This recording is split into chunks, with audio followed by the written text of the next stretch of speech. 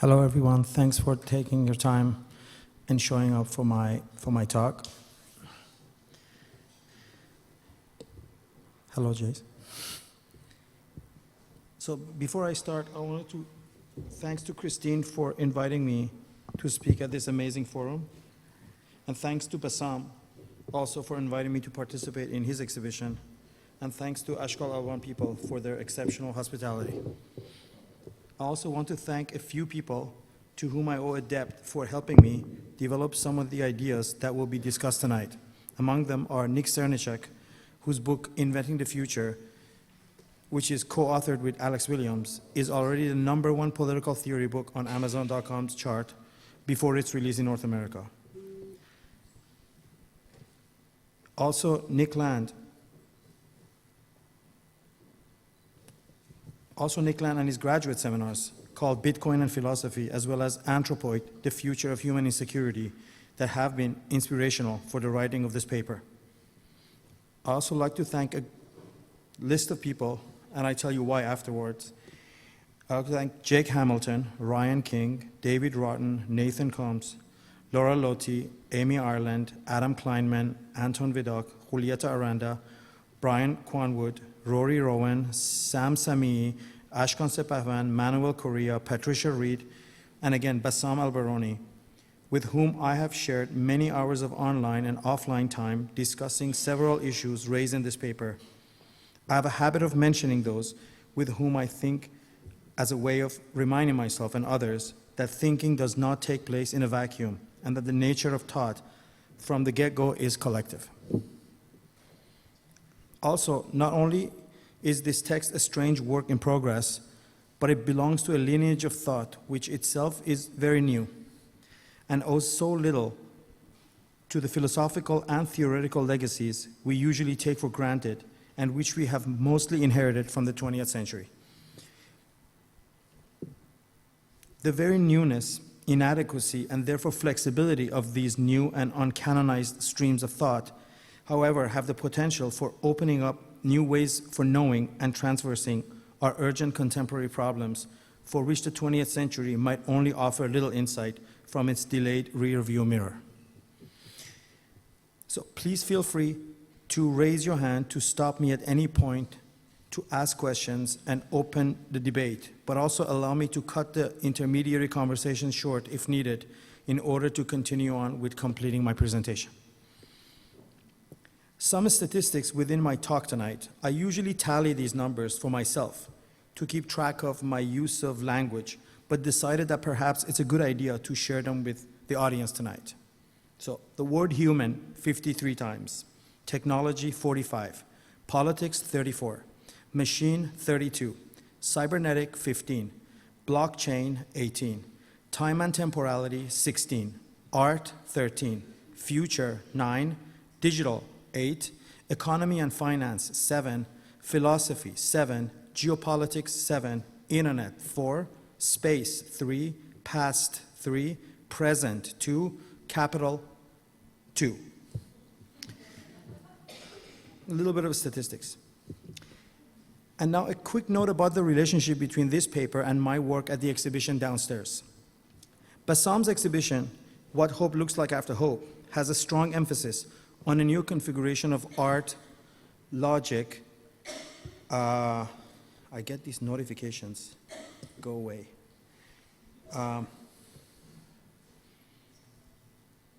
Art, logic, humanity, and their collective power in transforming the social condition.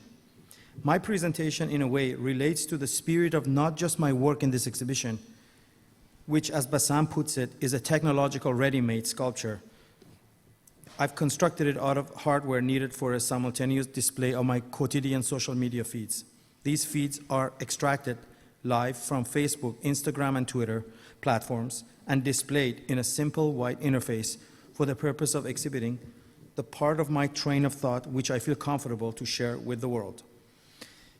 But my talk also diagonally addresses the heavy reliance of the entire exhibition on digital processors, projectors, screens, wires, and more importantly, its bootstrapping of the logic of the flow of data and the transmission of information. The distinction here is crucial since information is a particular data set which has been put in a particular form. So the exhibition, in a loud manner, highlights the dependence of new art not only on subjective artistic talent, which has been art's main feature since the beginning of its existence, but also its codependence on technology.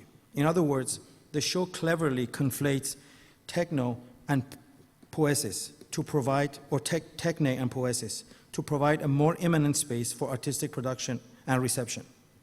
The exhibition therefore exposes not just how today it is becoming increasingly impossible for art to exist separate from its technological conditions of possibility, but that perhaps all artworks, even those produced centuries ago, were also inseparable from their technical and perhaps scientific fabric. That art as a form of artifice has always been homologous with technology. This paper, in a way, relates to the work I have been doing with my colleagues at the New Center for Research and Practice as well.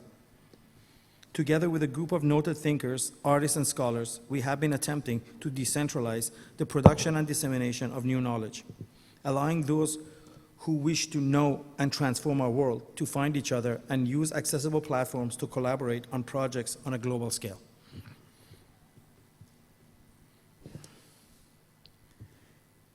In this presentation, I'm experimenting with a different speculative format, something I like to call science nonfiction. Even though science nonfiction shares with its namesake, science fiction, the objective of world making, the latter is more similar to design, for which models of non-existent or unknown entities are constructed and judged based on their function, not on how they accommodate the plot. However, unlike design, for which the challenge of invention is material and physical, in science nonfiction, capturing a new machine is more a logical and ideal task. But this positive project should not obscure the fact that every utopian imagination should also include its own nightmare, in addition to its dreams. One might still argue that much of these operations already take place in science fiction, but my point is that its most intense form can only occur in science nonfiction, where stakes are higher and the assumption of disbelief, in opposed to the suspension of disbelief, makes audience persuasion much harder. I expect you guys to be really hard on me tonight. This story would not make sense if I don't explicitly speak about the orientation of its temporality. I hope we can agree that all speculations, to some degree, are simulations of distant times and spaces which are realized and then transformed virtually in the stretched fabric of the present time. The form of virtuality we will experiment with tonight involves a historical trajectory unlike the typical one we are accustomed to, based on the accepted philosophies of history. The first one being history as the archaeological object worthy of unearthing and burnishing. And number two is history as the reconfiguration of the past in and for the present. Thus, for my talk to make sense, I'd like to propose a different conception of history, as suggested by the Iranian philosopher Reza Negarestani, in which the future returns to the past in order to take part in determining its own destiny. The science fiction examples for this type of historical temporality are the movies Terminator and maybe 12 Monkeys. So even though it might seem that tonight we are following the normal course of present, past, future, our subject is traversing this space only after coming back in time in the first place. We can consider my propositions here introductory and ask if there are related and more tangible examples of science nonfiction out there. My short answer is absolutely. For example, the political demands like full automation and universal basic income, or in fact any other utopian impulse in which the ferocity of imagination is balanced with an insistence on practicality. The other function of our story is providing a radically different account of the evolution of the self-realization of the human mind, as it bootstraps itself beyond its biological platform into other material substrates like our planetary computational infrastructure. This configuration looks at artificial intelligence not as an alien force or as the other to humanity, the image we repeatedly encounter in science fiction, but merely as a new form of clothing for our mind and its expanding desires and capabilities. In my story, the categorical lines separating humans from nature and machine are blurry, if not arbitrary, and can only be useful if drawn to further our ability to understand and transform the world. This story only makes sense if we understand the logic of technogenesis, or the intertwined evolution of biology and technology, or nature and culture, largely in terms of bootstrapping, which ensures that every new development, besides being an independent stage on its own, functions also as a literal bridge to the stages that come after. This might explain why the cybernetic accommodation of the rise of the owners/manager class in the 20th century has itself been a regressive but a dialectical necessity towards an emancipatory future. One thing for sure, the pyramidal configuration of power with human owners and managers/professionals on the top could not remain eternally in the kind of homeostatic equilibrium imagined for it by the pioneers of cybernetics, and that technology, as the essential fruit of the human mind, would step by step bootstrap itself to the existing human in order to brutally transcend all of its limitations. I'm also going to give you like a little description which I have written, which is basically my idea of what I mean when I say cybernetics, not what is understood as cybernetics, or if you look it up on Wikipedia, is that, and it's just a short sentence, cybernetics is the meta-science of knowing and navigating immanence and complexity. So just keep that in mind every time I use the word, so hopefully we don't it doesn't get conflated with how the term has been understood in the past. Of our large contradictions of our post-cybernetics epoch, two interest me the most. One, the global human population continues to grow at an alarming rate. However, humanity, as the leading force of technogenesis, is slowly fading. How can one account for the disparities between the ascending quantity and descending quality of the humanity?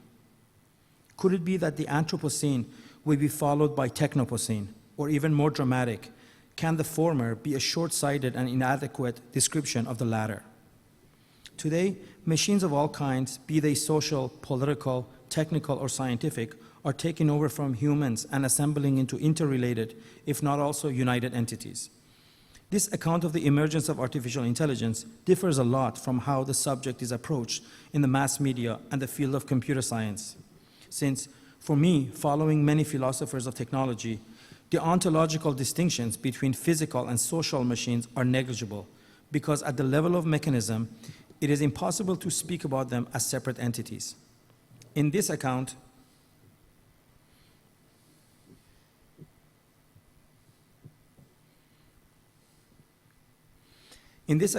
our scientifically constructed systems are not only a form of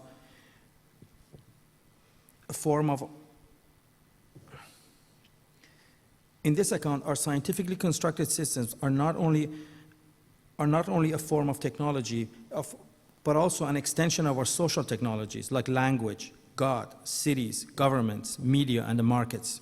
In fact, in my opinion, a thorough understanding of technology can only be grasped out of its proper contextualization in the biopsychological and socio-political substrates from which our current technologies have emerged. Therefore, when we speak about the demise of humanity and the rise of the engulfing machines, we ought to consider these other systems as well as the internet and the cloud and the stack and so on, especially since these social and technological systems are rapidly integrating and becoming indistinguishable, if not indistinguishable from each other, if not turning into one entity. To get back to my main point, if these converging systems have not already replaced or obliterated the idea of human as the subject of history, they are nevertheless managing to put themselves at both the ontological and epistemological levels on par with them. Following Manuel de Landa's insight from 2 decades ago about the emergence of artificial intelligence in terms of the blurring of the distinction between the computer's advisory and executive capabilities, it is clear today that as the direct result of the increasing power of machines, humans are gradually being pushed out of our overlapping local and planetary biotechnological systems. If industrial revolution and the emergence of factories depopulated farms, today automation in finance and banking is the Today, automation in finance and banking is depopulating factories, offices, and financial trading floors. Overall, up to 80% of today's jobs are capable of being automated. The contradiction number 2. Our cybernetic age, whose prehistory, according to the mathematician and philosopher Gilles Châtelet, can be traced back to the natural philosophy of John Locke and the political thought of Thomas Hobbes, originally sees the world as a closed system of statistical feedback loops. In his recently translated volume, To Live and Think Like Pigs, Urbanomic 2014, Châtelet highlights the affinities of the dominant forms of postmodernism and cybernetics with the pre-Enlightenment past of Europe. For him, the seeds of our statistical, technologized society were sown centuries ago through Hobbes' fiction of the organicity of monarchical rule and the sovereign's role in the domestication of the natural world's chaos, to which neoliberalism has successfully returned the socio-political order. This system, not very different from the Hobbesian Leviathan, secures the place of the king and his knights, or in today's terms, the owners and the managerial/professional class within the social order. By mimicking the unfair hierarchies embedded in nature, this system places those with expertise and or political and economic power in command of nature, animals, laborers, and machines, and geopolitically in control of states or peoples too small or too weak to vie for their own. According to Châtelet, this machine-aided owner and managerial professional class establishes its domain through the mediating power of our main regulatory technologies of media, state, and capital, what he calls the tertiary state. Here lies the contradictions of our dominant cybernetic paradigm. Despite promoting itself as an equal level playing field and a neutral network of objects and forces, it has more in common with the politics of pre-Reformation absolutism of monarchies than with the ideas promoted through Reformation and the Enlightenment, particularly democracy. The control of the flow of information in various technosocial feedback loops allow this particular class to constantly deprive the network by extracting tolls and accumulating different forms of power out of them. This might explain why the post-structuralist deconstruction of modernity was so happily welcomed by all levels of power in the hope of ensuring that the criticality that was brought upon the institutions of modernity won't lead to the establishment of better systems in place of those which emerge out of Enlightenment, and only to their weakening and eventual disappearance. I'd like to quote from a better but lesser-known work of an almost forgotten political thinker, Guy Debord, who, in Comments on the Society of the Spectacle, makes a statement about what later came to identify as neoliberalism, a statement that, for better or for worse, still resonates strongly in the manifest geopolitical image of the 21st century. What we consider Islamic terrorism today, which was introduced to Western culture in the second half of the 20th century via the Israeli political discourse on Palestinian resistance, as predicted by Deleuze in 1978, was generalized, if not also globalized, by the United States after the September 11, 2001 attacks. These days, even enemies of America, such as Iran and Russia, have conveniently adopted the category to define their ultimate enemies. Debord writes, "A perfect democracy constructs its own inconceivable foe, terrorism. Its wish is to be judged by its enemies rather than by its results. The story of terrorism is written by the state, and it is therefore highly instructive. The spectators must certainly never know everything about terrorism, but they must always know enough to convince them that, compared with terrorism, everything else must be acceptable, or in any case, more rational and democratic." At the other end of the political spectrum, the liberal philosopher of science, Bruno Latour, rather perversely defines the unfolding of both the 21st century and the process of globalization as that of the ongoing competition by the Western world with the rest of the world for remaining in power. Now I'm quoting Latour. "After having registered the sudden new weaknesses of the former West and trying to imagine how it would survive a bit longer in the future to maintain its place in the sun, we have to establish connections with the others that cannot possibly be held in the nature/society collectors. Or to use another ambiguous term, we just might have to engage in cosmopolitics." Quotation close. In my opinion, it is possible that the secret for understanding this Latourian ambiguity is the conscious construction of terror by neoliberalism as its ultimate enemy, as a precise function of Latourian cosmopolitics. The centrifuging force of this magic trick involves the cybernetification of our geopolitics, where the demand for equality, freedom, and a fair share of global wealth has made it costly for the old colonial order to maintain direct rule via strong-hand dictators, who are relics of the 20th century. In most places that are ruled by the empire or are desired to be ruled in the future, from the 2003 Iraq war and onwards, we see a meta-regime change from forced order to forced chaos. Of course, chaos maintenance and management of stateless geographies is something that has been tried for a long time by Lebanon's southern neighbor for over 60 years, over the indigenous people of the land. The process is simple. There should be another way of managing other people's affairs beside either supporting powerful dictators or granting sovereignty to them. This third model of cybernetic geopolitical management is not that far off from how stock traders and high-speed trading computers manage the chaos of the financial markets by both welcoming and encouraging unpredictability and at the same time attempting their best to manage their own self-encouraged mess. The long-term effects of this fast-paced improvisational politics has slowly evacuated the political spirit out of the resulting realities, reducing them to natural fluctuation of air and water flows.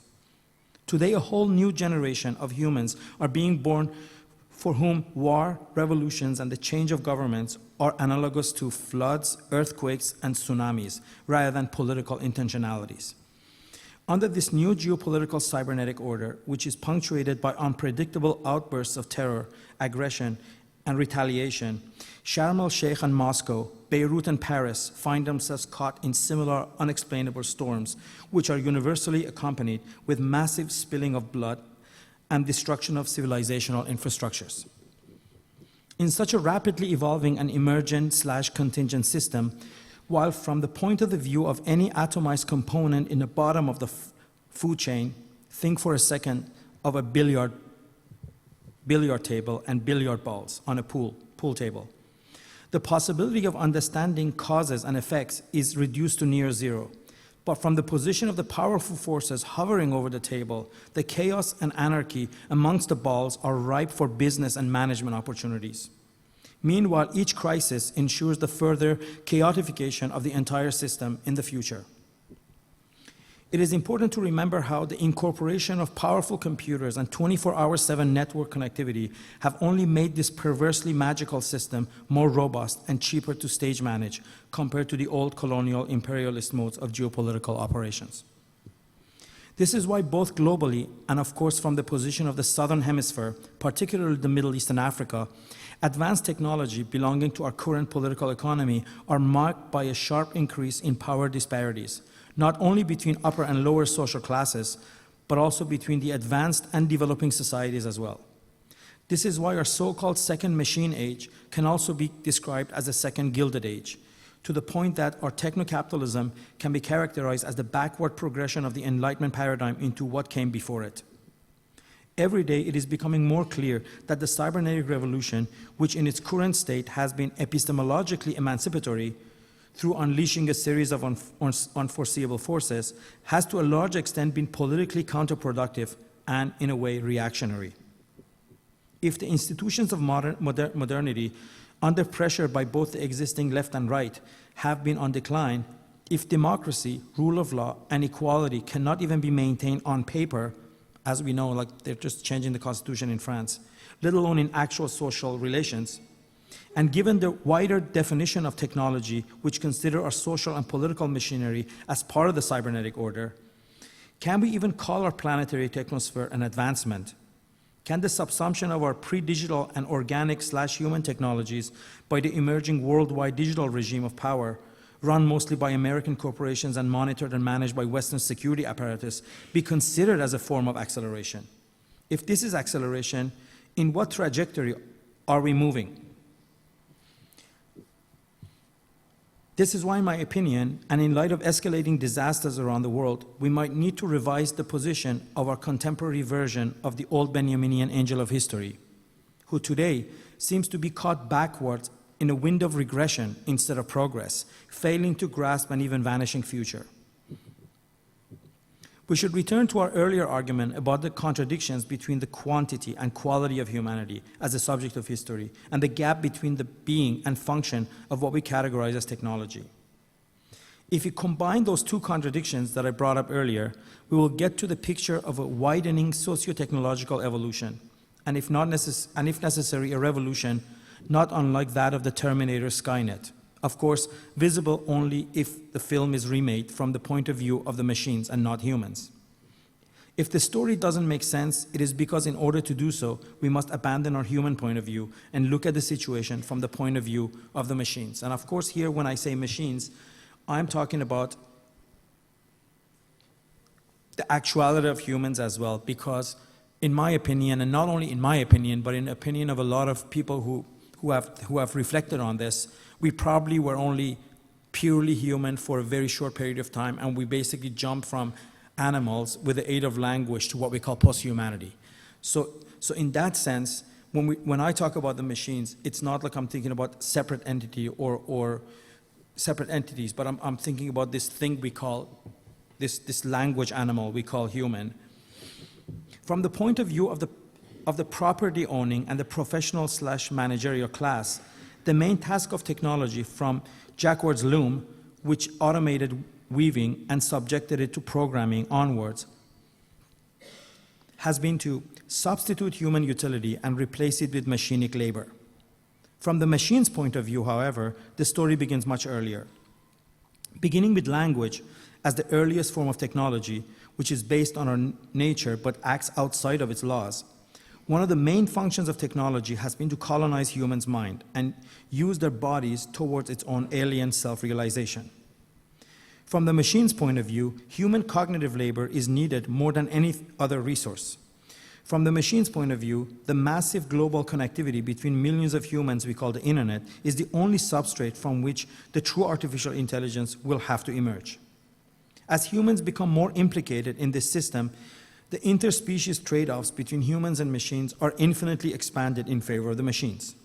The more we connect to and depend on our machines, the more our new interfaces make the connective tissue between humans and machines more responsive in favor of the machines. This law, of course, applies to our pre-digital and organic technologies as well, but certainly from the moment of the emergence of radar screens as the first ever optical human-machine interface, to the digital surfaces of our phones and computers, the order of work between humans and machines has been gradually reversed to the point that the more we use them as tools, the more they use us as the tool for their own purposes. But there are still powerful human intermediaries who maintain the man-machine symbiosis and use it to their own advantage. In other words, the imbalance of power between humans and machines have been taken advantage of by the intermediaries to accumulate more power and influence as a whole. This is to say that there is power struggle between those who want to remain in control of this coevolution versus the rest of the players, human and human, who are pushing for a truly non-hierarchical system. This accelerating struggle is making it increasingly hard for cybernetic capitalism as a machine-aided planetary mode of control and power to keep camouflaging itself as the rational, decentralized, and democratized future of humans. Every day, less and less people are willing to believe in the liberating promises of a network world. This struggle is paving the way for a fundamental shift in what it means to be alive and in control. From the machine's point of view, our societies will either have to shed the skeuomorphic skin of the Enlightenment-era humanism, which has been camouflaging the despotic nature of our cybernetic age. That's one option. Or instead work with humans, help them to repair their damaged psyche, and together topple this system. This new kind of technopolitics demands that we dismantle the third-party regulators which mediate exchanges and replace them with processes that are less prone to foster inequality. Laws that prevent the minority to use their advantaged position within our technosocial system in order to hack it for their own benefit. This new politics demands the establishment of general protocols for direct and discrete forms of exchange via computers or via other means, which circumvent or make altogether redundant entities like the state, banks, and the media. Isn't this already the utopian impulse embedded in the social media, which has implicitly advanced these objectives or has created room for their expression? Can we map out today's seemingly local, political, cultural, and environmental turmoils as a precursor to this much larger collective attempt by hyper-connected humans and machines aimed at the global overthrowing of the mediated representative regime of property owners and professional managerial humans? Doesn't this future resemble a form of technologically inclusive political animism in which machines and humans will finally share power and responsibility? I believe the answer to these questions is more likely yes than no.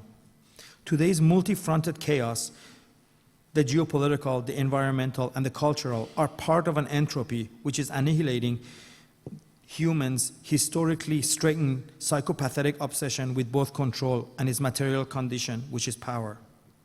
For better or for worse, today our evolving technosphere, as described by Berlin's House of World Cultures as a world in which human-made technology rivals nature in shaping the earth, and technology has become an unrivaled force. So this was like how technosphere has been defined, right? So for better or for worse, today our evolving technosphere is pushed to its limits by the tendencies of its human and non-human components to move towards a truly self-regulating and self-realizing and self-transforming system. I say for better because the essence of these technological shifts can be democratic and productive towards a redistribution of power and privilege. And I say for worse, since there are no guarantees that it will not in fact further the concentration of privilege and power in a new configuration, which allows an ever-shrinking number of humans to remain in the top layers of a techno-political pyramid. This is to say, the direction our scientific, political, and cultural decision has taken in the last century about a hierarchically network governance of our affairs is making this an inevitability.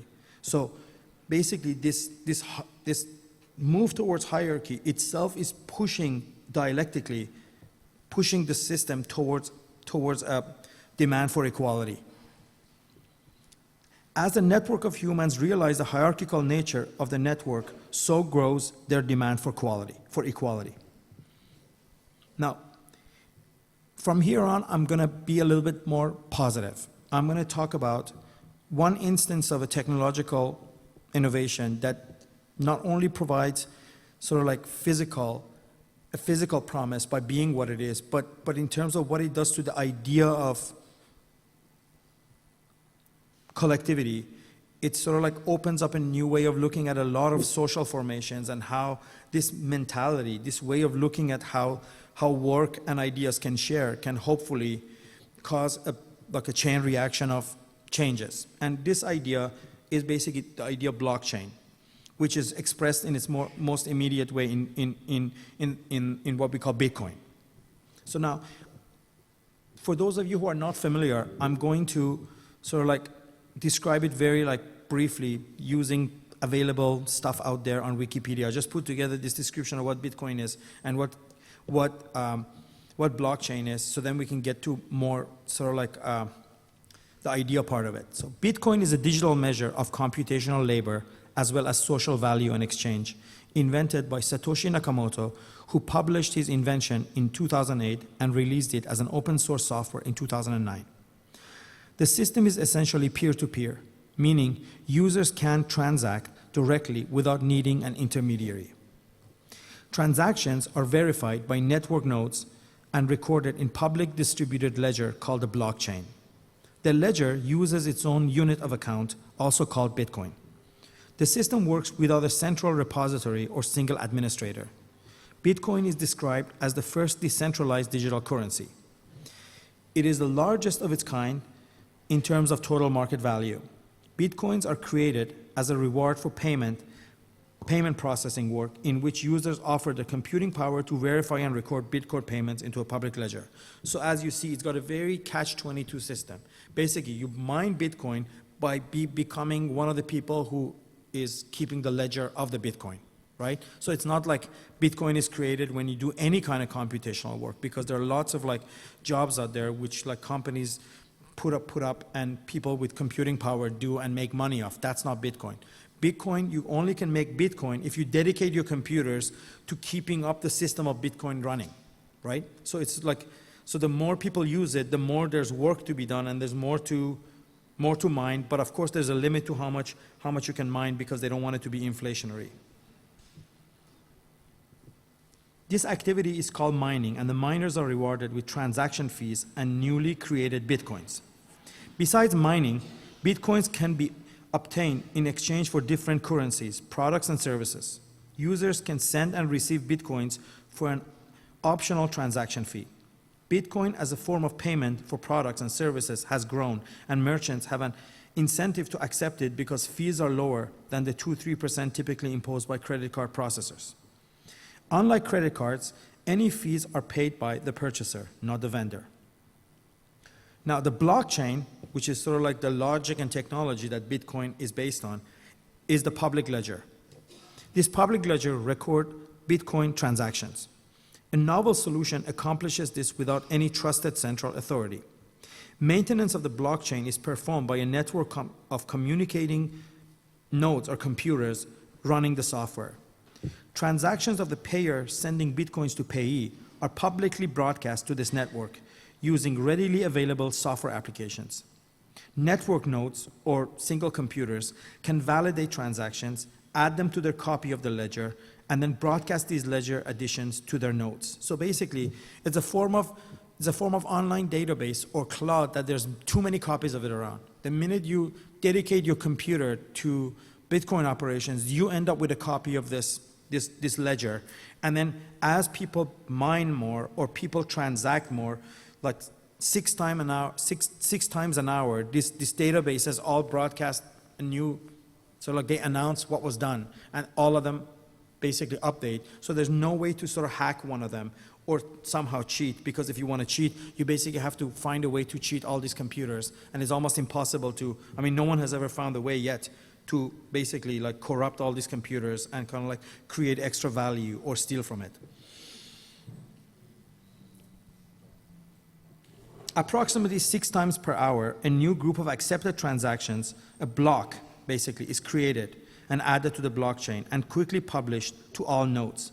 This allows Bitcoin software to determine when a particular Bitcoin amount has been spent, which is necessary in order to prevent double spending in an environment without central oversight.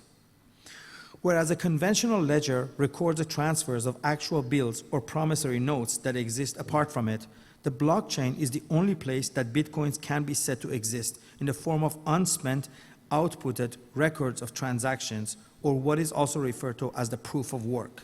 So this is also a very interesting concept in blockchain, which is the work you accomplish itself is the value. So it's like the work you're doing is the ledger, and the ledger itself is what you exchange with others. So basically you do this much of work, which is all recorded, and then when you exchange it for a service, that much work becomes hashtagged with somebody else's name. So it's like the actual work is recorded and the actual work is passed on. So there's no sort of like, so imagine if you were working in an office and you didn't have to fill the timesheet because the work you did was itself the money you made, and you didn't need money. Basically you would work and you would just carry the worth of the work with you. So the digital platform allows this magic to take place. So there's no need for like a timesheet and then your boss looking at it and paying you in cash and then you go in and spending the money.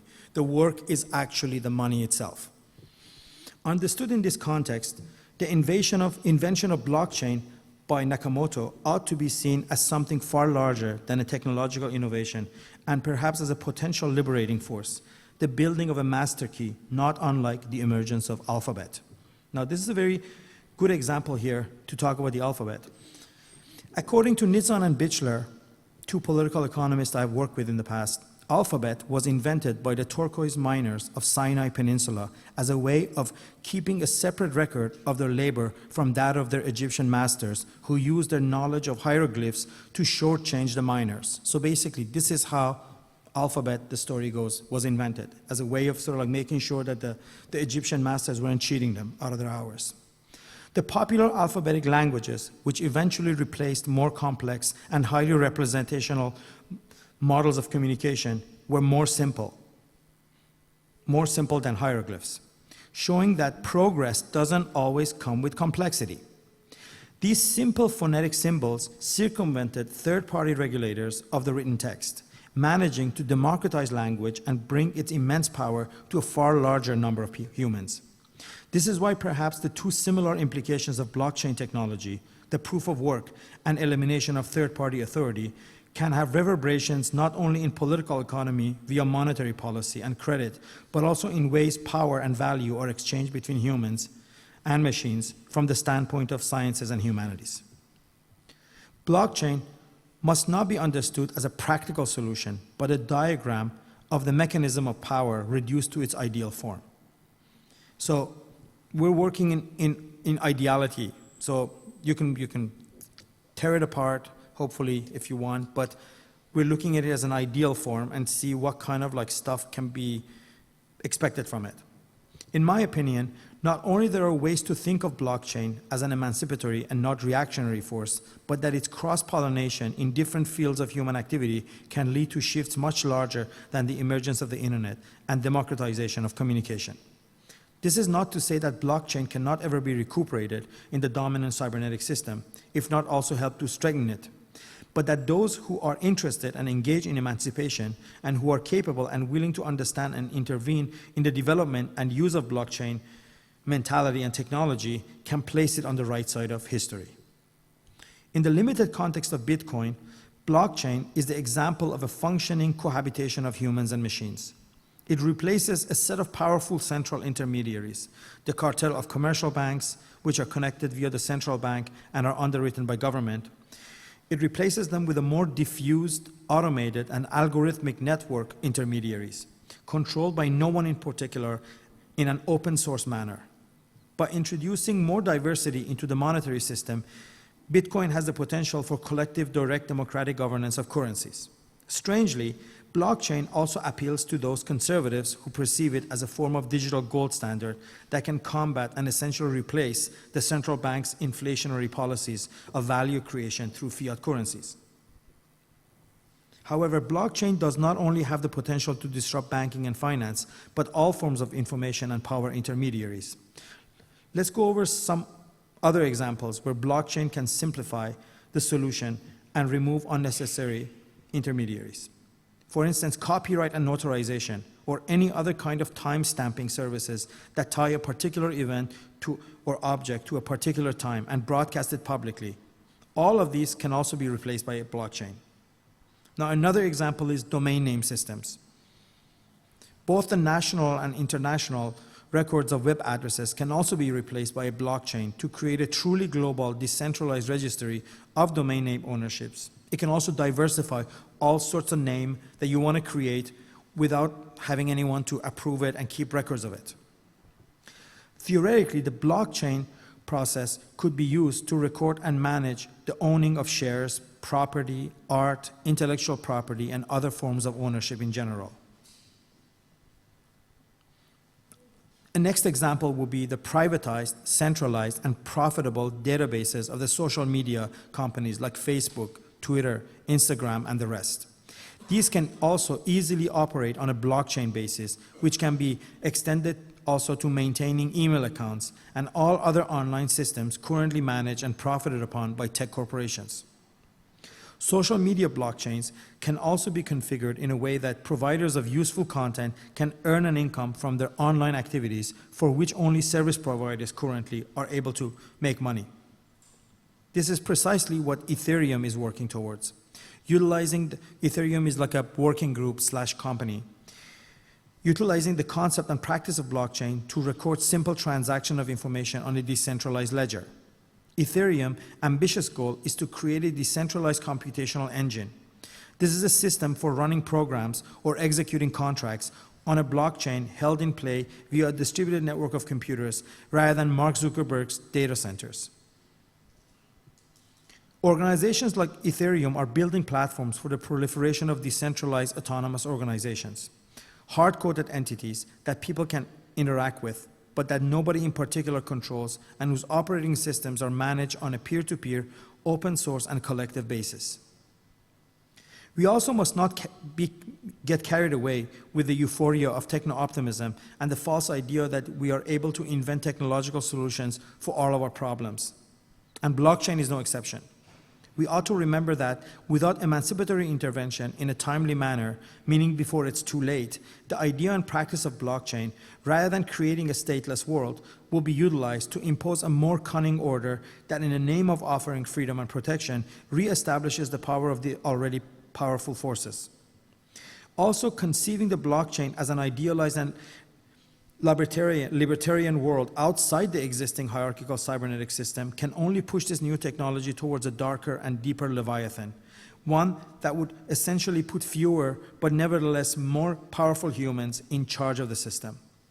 Like other technologies before it, blockchain can continue its emancipatory function when it is truly in hands and service of human and inhuman constellations who are aware of the stake and are willing to maintain its operations primarily as a form of political function and not a business venture.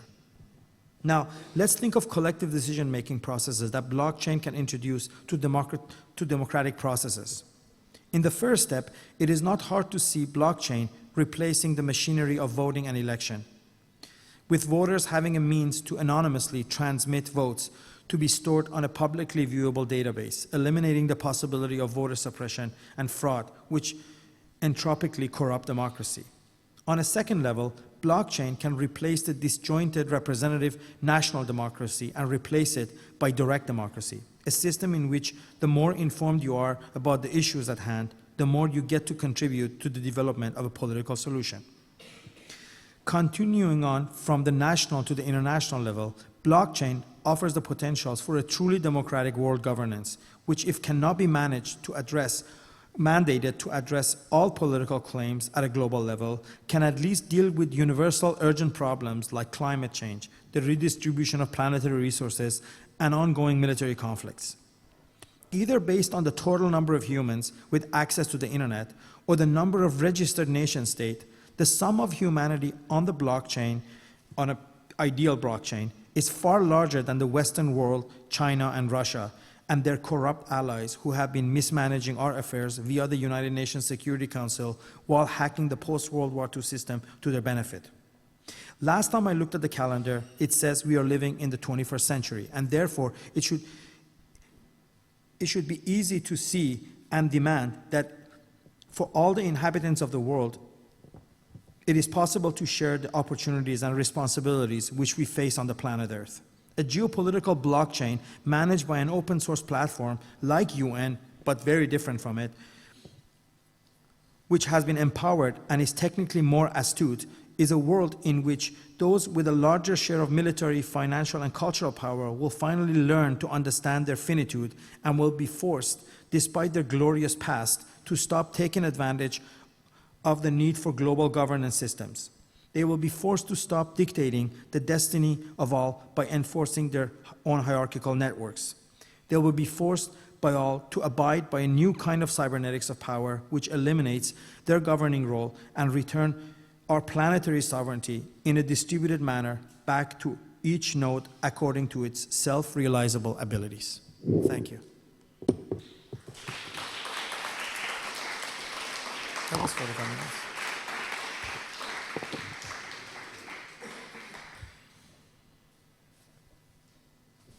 I guess I'm also the moderator, so if you want to ask questions.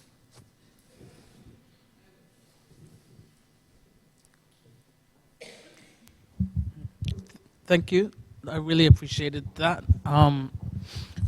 And I don't want to diminish the optimism because I really value that. Yeah, I don't think your microphone is on, but I can hear you. I just hope that other people can hear you. It's not on. It's a conspiracy. The green light is also not working. Hello? Testing. Just speak louder, Speak please. louder, yeah. So I really value the optimism and this, Testing. the rigor that you take something quite small and then expand it to planetary scale. I'm worried that the genealogy of the Bitcoin, which is this alternative economy from water economy through time banking, through anarchists, all kinds of anarchist or cyberpunk, I'm not so familiar with it, but I feel it's in this tradition, spirit of cyberpunk, and I worry that's not radical enough or global enough. So I think I share the optimism in the Bitcoin at maybe regional, I don't know, at a scale, but not at a planetary scale. So that's the first point, but I don't want to diminish optimism because I share that with you. The playing in the future, I think what I want to underline a possible assumption in your talk is the difference or the conflation of expression and information, and I think you're conflating them. Conflating what? Conflating expression and information, and or like I would ask what you think the difference between 1, 2, 1, 2, and 1, 2, 1, 2, the way that you're 1, 2, if quantum computing 1, 2, 1, 2. change the ontology, change the way humans understand their relationship to each other, because it can be in two places at the same time, I can be in rivers at the same time, then there'll no longer be a need for technology. So in a kind of non-cyberpunk tradition, but in a technology against itself, something like quantum computing might lead to an expressive paradigm rather than an informational. I understood the first one really well. So let's just start with the first one. You know, a lot of you are not old enough to remember, but when the internet came, one of the first criticisms that people on the left had was that, oh, this is just for white people in the Western world, and you know, like nobody in the rest of the world has it. So anything it does, it only limited to Europe and America, right? 1, 2. But within 10 1, years, 2. that thing was completely eliminated from the discussion because we saw how rapidly it sort of like expanded and scaled itself up outside of the Western world. Basically, one of the arguments was like, oh, everything has to be translated to English and people don't speak English. Well, guess what? Now Google Translate almost translate everything pretty well. And a lot of people, because of the popularity, are learning other languages, and all of a sudden, within like 20 years of internet being debuted, we're really dealing with a planetary force, which is sort of like, so I think your suspicion or doubt that this is very limited itself can easily be sort of like scaled up on its own. To me, it's just a matter of the left getting on with the boat rather than sort of like sitting on the sideline and kind of like waiting for sort of like right-wing libertarians to kind of like turn this into like a system for pushing our already hierarchical system towards even more hierarchical system. And you know what I mean? We've seen this happen too often for this opportunity to be sort of like to be thrown. So this is for the second part. I wasn't sure if you're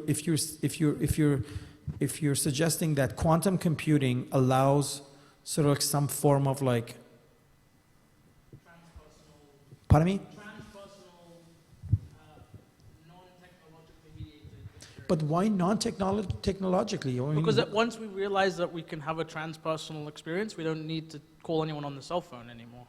yeah, but the thing is, the problem with the way you look at it is like you still put the human or the idea that we call human, you take it as primacy. So it's like, okay, so I can talk to you, fine. No, But I'm putting the technology first, and then once the technology makes itself, it has its own obsolescence.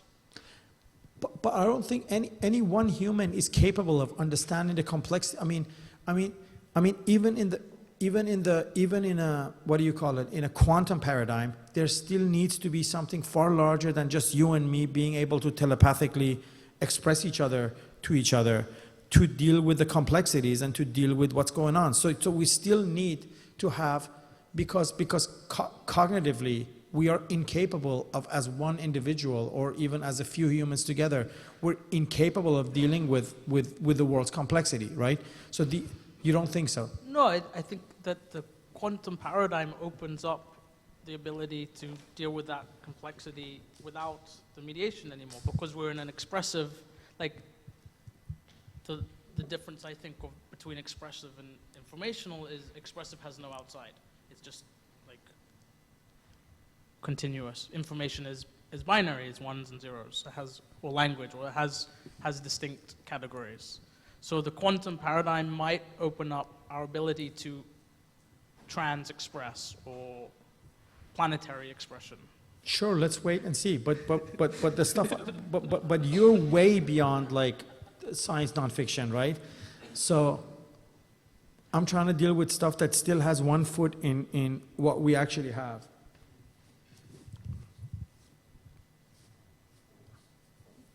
So isn't nature the ultimate Bitcoin? That was the question we asked with a super community, right? The project with Eflux, right? And this has been like suggested before, right?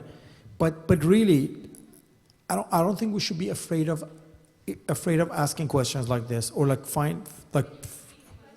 It was, isn't nature the ultimate blockchain or Bitcoin? Sure. So, Go ahead. because I think one of the problems is the reliance on technologies for recognizing the linkages of everything, and eventually nature is going to, overtake us anyways because we're going to lose that battle. Are you speaking about like climate change? Well, yeah, I mean, you can see it on a daily basis that our attempts to defeat nature are becoming less and less successful. And I mean, just in here, I was here again in September. Like everywhere you go, it doesn't matter. There was the sandstorms, which never, in people's recent history, anyways, don't remember happening much. And just everywhere you go, it's like if we rely on technology to create a sort of a super consciousness or a way of sharing that everybody can build on, which a form of, sort of unleashing of the Wikipedia, but which on the meta level, but you're also handing over you have to rely on the technology for it to succeed. And that whenever you have that technology, there's going to be somebody controlling that. It's not going to be us. So this might scare you, my opinion, but Don't scare me. But actually, when I did this presentation, I did it like a month ago in much shorter, like a 10-minute version, and I expanded it for this. I played in the background, and it was like very distracting, and people told me, oh, like don't do that, and that's why I didn't show it. I showed selected scenes out of this movie that came out in 2014. I don't know how many of you have seen it, called Automata. It's a Spanish movie. And basically, the story of that film is very intriguing because actually there's lots of sandstorms in it. And actually, what the movie suggests is that the reason why artificial intelligence will take over is because they can survive in the sandstorm. They don't need water, they don't need food, they are not going to get like affected by atomic or chemical pollution. They can just like walk into desert and basically what happens in that film is like through intimacy and dealing with the human problems, machines self-evolve into super intelligence. And they don't even have like a creator. Like they just like regular robots, but then through intense observation of humanity, even to the level of like sexual relation with humans, they kind of become artificial intelligence, right? And then they just walk, the last scene of the film, they just walk into the sandstorm and desert. They just like give up the humans, right? And that is always a possibility. And that's why I was talking about like the evolution of the human mind separate than our body. It's like, maybe that's our fate. Maybe we will die and these machines will learn, maybe they will make dioramas with humans in it, in their museums, in the sandstorm. And they go like, weren't they cute? But if we're that stupid, I think we deserve to become like museum displays for our robots. I really think we deserve to become that. But I hope we're smarter than that. Well, that's actually what I wrote down. It would be artificial intelligence and nature combining and eliminating the human problem. But I think artificial intelligence will carry our human legacy. It will learn from us. And actually the film is really beautiful because the machines in it are very simple. They're not like sophisticated, and actually there's no CGI in it. So they actually build mechanical things. And they refuse to engage in violence. They just look at humans kill each other, and they just are like surprised because they're too dumb to understand this like psychopathic obsession we have with like power and control.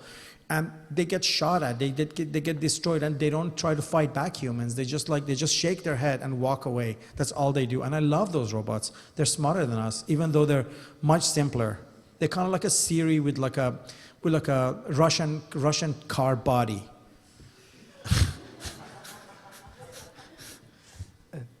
Watch the film if you can, because it's really illuminating in terms of like possibilities of how artificial intelligence might emerge and evolve. To be more on the real side of the story, I was in London, and the government was giving a gathering, like there was Korea and all this. I think it was called D5, and marketing database was the race they were running afterwards to not only become the owners of the, for example, arbitrage and safe production, all that. They want to make the money of it. So they want to be the makers and the arbitrage. And it's really bad in the sense that I managed to talk to some of the concerned ones, and he didn't want to talk about it. So basically, when I came back, I read about it, and the answer is that it's the race towards. I think they believe that they don't live enough, so they have to do it quickly to make it fruitful. Where I was thinking that was live longer. I think about 200 years I living, or 300 years. So I thought that's why I believe that there is a discrepancy between my values and what I do with the technology or the ecosystem of this, and them as grabbing the whole project. Well, and they are very, they putting tons of money on it. It's amazing. yeah, the whole move towards like cloud was a total evil move from the get-go. And I think this is like a legacy of early computation, because back when these systems were being set up, no one imagined that our computers or like our digital devices will be 24-hour connected live to networks, and they're updating. Because like, I mean, this is, you guys gonna laugh, but like I bought 5 gigabytes of data like 5 days ago, and I ran out last night. Because the energy is consumed. Not just the energy, but like the amount of back and forth that goes on, right? But this is all because like because they assume that like there will be like these large servers, and then your terminals would connect to them to put information there and receive information from them, right? And this like the infrastructure was built this way, and then but as we upgraded to these systems that are constantly online, we've almost obliterated the need for clouds. And clouds are, to me, I could be wrong, but to me, like the cloud solutions are totally political. They're created only to take your information and do stuff with it, because we have systems that are able to preserve. Like you can, like we should already have software that runs your social media from your machine, and you can close it. You can decide who can see what, when, how, because your machines are always online. There's no need for Facebook or cloud to actually have your information. So basically, the beauty of blockchain is that it's both a powerful broadcaster that broadcasts what you want to broadcast on like an infinite number of machines, but also it allows you to remain anonymous and keep your identity and all that only on your machine, right? So you would say that blockchain is one form of solution for data? Yeah, for all form of data, to go beyond the paradigm of the cloud, which cloud is basically sort of like these things that get exploited 24/7 by governments and corporations, not only to snoop into your life, but to build artificial intelligence. Like, I mean, any kind of artificial intelligence solution that's out there, they're built out of cloud data. Like, I don't know if you know, but both Apple and Google developed their like voice recognition out of buying tons of data out of these services that turn voice messages into text and emails. That these were like services that were available in the 90s, and they bought them, and that became the basis of their voice recognition, which is like an early form of sort of like artificial intelligence, right? So your data is basically you working for free. Every time you make an email, every time you type something, every time you search for something, not only you giving them information about your life, but you're enhancing their algorithms, and you're helping these companies or even governments to develop artificial intelligence solutions for their purpose. And they don't share that back, right? We don't get to use this information, it's just for them.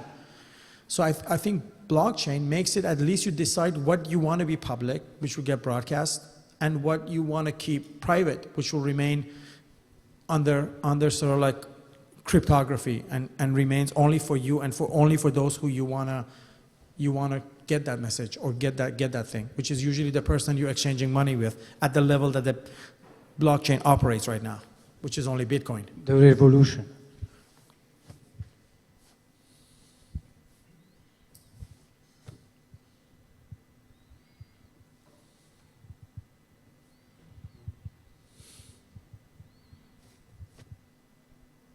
If I guess there's a performance soon, right?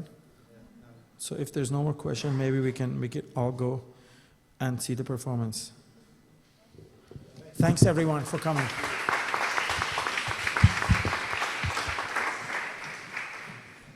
To ask a question.